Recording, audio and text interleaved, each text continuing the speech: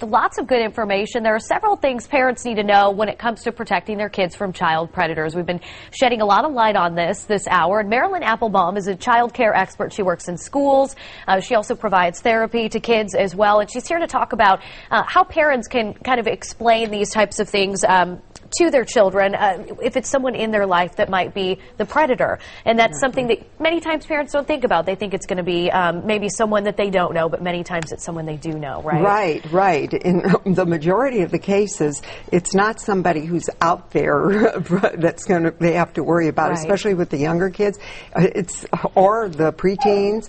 They have to worry about somebody within their house, a neighbor, it could be a relative, it could be a boyfriend, somebody that the child knows. So they have to be able to talk to their child, and they have to tell their child, especially a young child. The way I like to tell them is that you have private parts, and those are the parts that are covered with a bathing suit.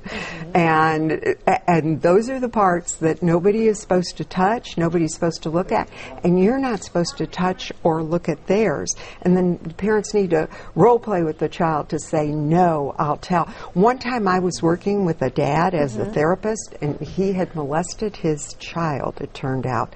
And he said it went on for years, and I said, what made you stop? He said, she finally told me, don't do that anymore. I'm going to tell. Oh, my goodness. Yeah. So someone had to have talked to that child? Or, I mean, how did that child understand to say that? Not sure. I don't know, but we need to teach children to say that. We need to teach them that. And then the other person that that parents have to watch out for are the strangers. And so one of the best ways to do that is teach children don't talk to strangers, and to give a code for if somebody's going to pick up that child, some kind of code word that nobody else knows. And right, and I mean, I heard that when I was a kid. That was the popular thing to do, so it's good to know that still works. It still works. And you brought in some books that we've been showing here. Explain what those are for. If parents will talk to their kids so they'll listen, and listen so they'll talk, children will open up more, and there will be a better relationship. A lot of times kids will say to their parent, somebody did this, somebody touched me, and especially if it's a boyfriend or something, the parents will say, no, they didn't. So it's learning to believe your child, learning how to open up the doors, and knowing the signs that your child is being molested. Because they're not going to walk up to you most of the time and say, this is what's happening. They're so embarrassed and ashamed.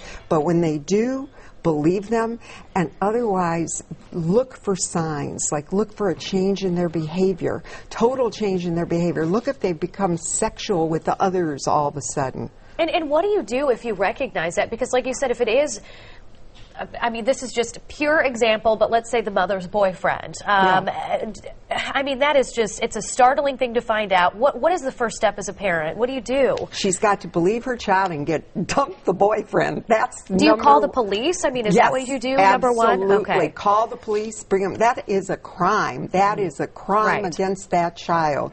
And try not to traumatize the child about it. You know, okay, this was wrong, but make sure that they don't feel they were responsible.